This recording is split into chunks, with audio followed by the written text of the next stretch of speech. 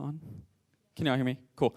Okay, hi, my name is Rick Dickens. Like Chris said, I am a senior from Dallas, Texas, studying journalism. And I actually was not supposed to give this talk tonight. Sammy was. And she unfortunately can't be here tonight, which is a shame because one, it had some awesome things to say and really move some hearts. And so if you can keep her in your prayers, she'll be traveling back tomorrow, but she had some things back home that she had to take care of. So please keep her in your prayers. But with that being said, we found ourselves as an E3 team Saturday morning, sitting around. Sammy let us know that she could no longer give the talk. And so we were trying to find a speaker for the longest time, and we could not find anyone. It started like 9 a.m. Chris let everyone know, and we were just throwing out names after name after name. And for whatever reason, we just couldn't find one. And so Chris at like 2 o'clock sends like, guys, we need a plan F.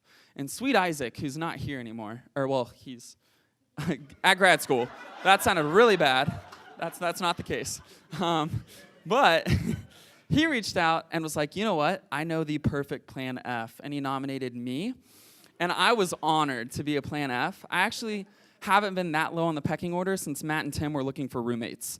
So to be here is awesome. And I really am excited to give this talk. But hopefully that plan F goes as well as Matt and Tim's plan F, maybe? You can ask them if it's worked out well. But anyways, so I'm here to talk to you guys about a new semester and the new semester and what that brings. It brings a lot of excitement. It brings a lot of anxiousness. We all, I think, go into it with a ton of goals, right? So, like, we want to join these clubs or organizations. We want to maintain or grow our GPA, hopefully. We also, want to maintain old friendships, make new ones, maybe, ask someone in discipleship or get into discipleship. And we have all these goals. And one of the things about being on a college campus is that we run on 16-week schedules, right? So right now we have 16 weeks here, and then the semester will end, and then we'll go for summer and do it all over again, unless you're like me and graduating, and it's really sad. But for the most part, that's how we run. And so we desire for these next 16 weeks to be truly great. I don't think anyone sitting in here is like, I hope this semester is average. We all desire for truly great things to come from this semester. And I think that speaks a lot about our very selves, right? We desire as humans for greatness. In everything that we do, we long for greatness. That's just how we were created. But how do we do that? I think that's the much more difficult part, and I think what plays into that is actually how this talk came to be about a month ago. It's from a St. Catherine of Siena. It's one of her quotes, and it says, "Be who God meant you to be, and you will set the world on fire." And so that was kind of the premise of this talk, right? It was being who God meant you to be so that you can go out this semester and set the world on fire. And so that's what I want to talk to you guys about today, but how do we become the person that we're meant to be? That sounds really easy, but I know in today's culture in particular, it can be really, really difficult because we have to fit in a certain box or a certain way, and we have this view of what a Catholic should look like. And so how do we kind of mold ourselves into being the person that we are meant to be? And what my answer to that is this term, I don't know if you guys have heard of it, but it's called magnanimity. And so that is basically just our longing for greatness. I didn't come up with it, obviously. This is straight from the Catechism. But it's just greatness of the soul and stretching forth the mind to do great things. And what I want to focus on is that second part where it says stretching forth the mind to do great things. Because I think it's one thing for us to hear that, we're called to do great things. We want to do great things. But I don't know how many of us actually believe that in the next 16 weeks, we can do something great. Individually, each and every one of us can do something great and look back on these 16 weeks and be like, wow, I maximized the time that I was given. And it starts with your mind. It starts with stretching your mind and pushing yourself. And so I think it'd be so incredible to walk away from here tonight and to have however many people we have here really striving for greatness. Not good, but true, greatness. And so magnanimity is about honors in the sense that a man can strive to do what is deserving of honor, yet not so as to think much about honor. So it's not cocky for you to think that like I am called to greatness. It's actually like true. Like, yes, you are supposed to do great things, right? And so all of us have this desire for greatness, but it isn't about the honor that comes from it, but rather just knowing you're called to that. And so kind of like, I know there's a lot of words there that kind of can be confusing because they pretty much use the same words, but just flip it.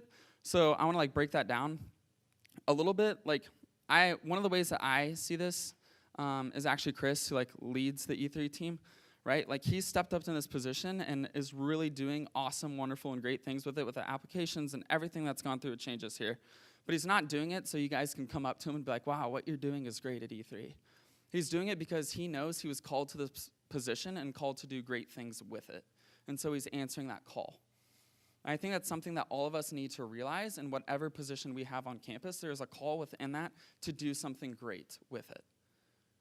And that can be challenging, and that can be really difficult. So with that, it goes on later to say that you must humbly take stock of all the gifts that God has given you and seek to use them as best you can. Magnanimity makes a man deem himself worthy of great things and consideration of the gifts he holds from God. So no matter what position you're in on campus or what you're doing for this whole semester, in order to do great things, you have to understand the gifts that God has uniquely given you. Like I have different gifts than Bruiser, and I have different gifts than Blake Gorman, and I have different gifts than literally every person in this room, and the same for you guys. We may share some, but uniquely we have all very different gifts. And that's a beautiful thing because a world of all Ricks running around would be awful.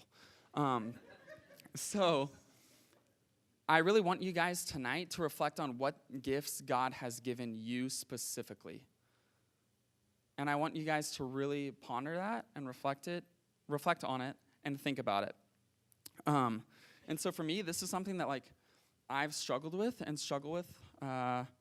even today, because like, God, like what gifts have you given me? Like that is a very thought-provoking and like very looking in the mirror type question of like trying to figure out humbly what gifts he's given you. And so for me growing up, I was like known as a sports guy. Like that's all I did. Growing up, I played 5 sports, and I have them all. So first, I was actually a golfer. I grew up in a golfing family, so that's me at like 3 trying to play golf. I wasn't very good. And then moved on to soccer.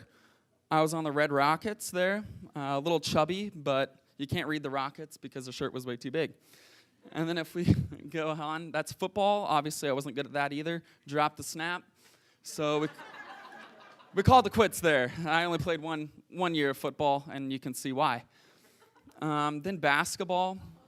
Ask any of my friends if I'm good at basketball. They'll tell you no, my shot is broke. So that ended quickly. And then lastly, I fell on baseball. And so baseball was kind of the sport that I stuck with.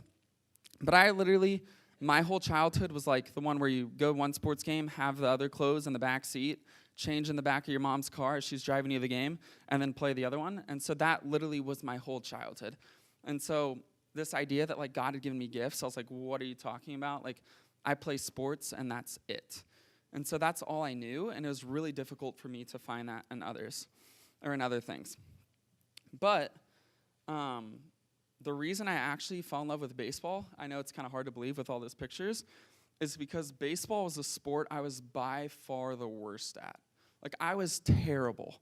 I remember growing up, like I was literally scared of the baseball. When I hit and I get beamed, I would cry.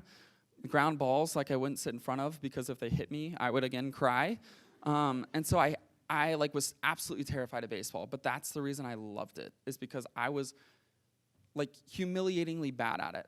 And so in baseball, it's often commonly said that like you fail 70% of the time, you're doing great. And I love that aspect of it. And I could like really relate to it because I was failing at like 95% of the time. So I came to college, and my freshman year, I stuck with what I knew. I tried to play sports.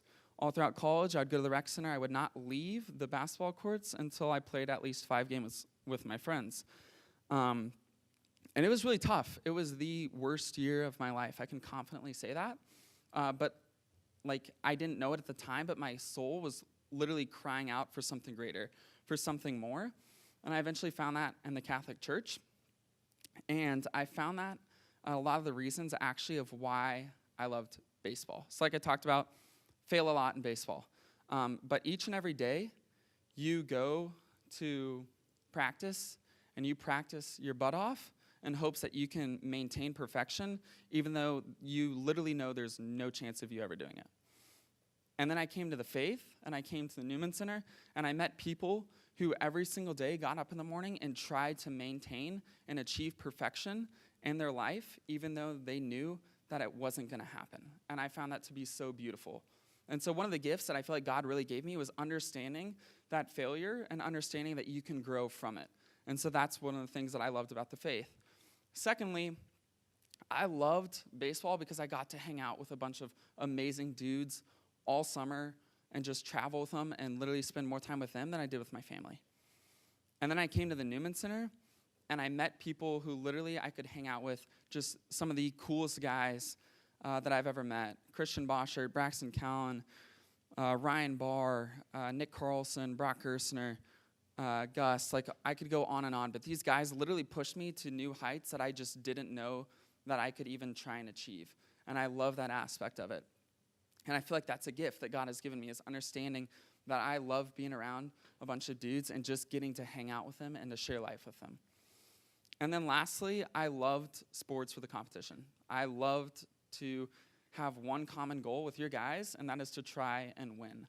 And it's a little cheesy, but that's pretty much the same thing we're doing here. Like, we come in here and we get to spend time around each other so that we can go out and actually win over souls for Jesus. And that is something that you won't find anywhere else on campus, is one group of, like, set group of people united for one common goal. And I love that aspect of it. And so those three, like, gifts that I've been given are so much greater than baseball, and I found that in the faith. And so I don't know, like, what your gifts are. I have no clue. But what I do know is that you were uniquely given that for a purpose. Like, God did not just give that desire or that joy to you for no reason. So really reflect on it and think about why you really enjoy it. Like, what makes it so special for you, and how can you take that and make something truly great out of it? And so with that, I've found that, yeah, I love growing in faith. I love being around a bunch of guys. And for me, I love, like, trying to win over souls. And for me, that has helped me discover what I want to do in the future, of trying to hopefully, like, one day be a focused missionary. So again, I would have never thought in a million years, 4 years ago, that would be anything that I would want to do. But understanding the gifts that God has given me has made it blatantly apparent that that is something that I feel called to. And I'm telling you guys right now, tonight, please, this semester, take a little bit of time in prayer to see what gifts God has given you and where he's calling you to use them. Because I promise you, somewhere on this campus needs your gifts more than you can even imagine.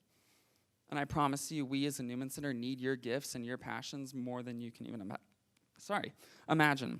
And so with that, what we also have to understand, though, is that, like, we aren't infinite, right? So we can't stretch ourselves so thin that we, like, can be great at all these different things. And that's something that I've struggled with, especially last semester. Like, I tried to spend my time everywhere, all over, like, every corner of this campus and do all these things that I was involved in. But what I ended up doing was I ended up doing a bunch of things good. Like, I was a good worker at Mizzou to Dark. I was a good discipler in terms of, like, I'd be present. I was good at making it to Bible study when I could. I was good at Mojo, but I wasn't great at anything. And that's because, unfortunately, we only have so much time in the day, and we're only able to do so many things. And it's really difficult to sit here on college when we have so many possibilities, especially at the beginning of the summer, to say, this is what I want to do, and this is what I want to commit to, and this is what I want to be truly great at. But I promise you, you'll make such a more profound impact wherever you go to decide to, like, take your time and your talents if you devote yourself to that and to actually being great in that, right? And so tonight, and really this week, I want you to take time to reflect on the gifts that God has given you And I want you to write them down and seriously, like, humbly reflect upon these. And be grateful for the gifts that you have. Please don't be jealous because you feel like you have these gifts, but your best friend has others. Like I said, God gave you your gifts for a very specific reason. And I don't know what that is, but I know that to be true. You have them for a reason. And then after you reflect on them, I want you to, like, really commit yourself this semester to doing one or two things great.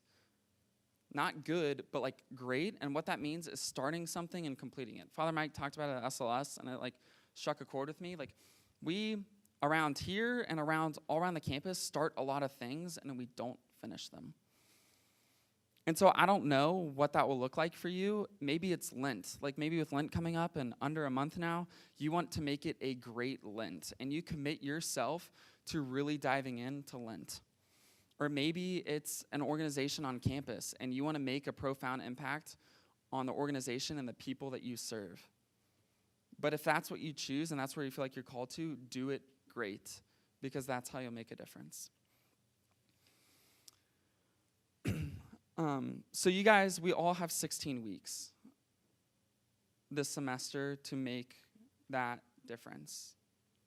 16 weeks, and what better time than right now to start and to actually pursue greatness. And I want to end kind of tonight with a quote that I stumbled upon. It's by G.K. Chesterton, and I read a book. It's called 101 Common Sense. So it's really basically about his life, and I can't recommend it enough. But this kind of struck a chord with me, and he says, mystics do not have their heads in the clouds.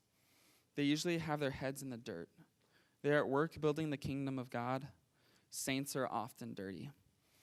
So we can talk about it all we want, and we can talk about all these things that we want to do and all these things we want to achieve this semester and where we feel called to and things like that.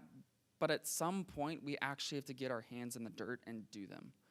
Like, it's not simply enough for us to sit in discipleship and talk about the homeless, but then not go serve the homeless. Like, it's not enough for us to talk about it in Bible study, but then not actually go out and do it. Like, as a collective unit, I see 60 or 70 people in here, right? That if we all put our hands in the dirt and actually collectively did things and did them great based off the gifts that God has given us, we could set the campus on fire. We could do some truly amazing and radical things, but it's going to take us to stretch our mind, to realize those gifts, and then to get our hands in the dirt and go to work. And I love that part at the end. Saints are often dirty. I invite you guys this semester to really take that to heart, to really get your hands in the dirt and make a profound difference on this campus in the next 16 weeks, because I know you guys can.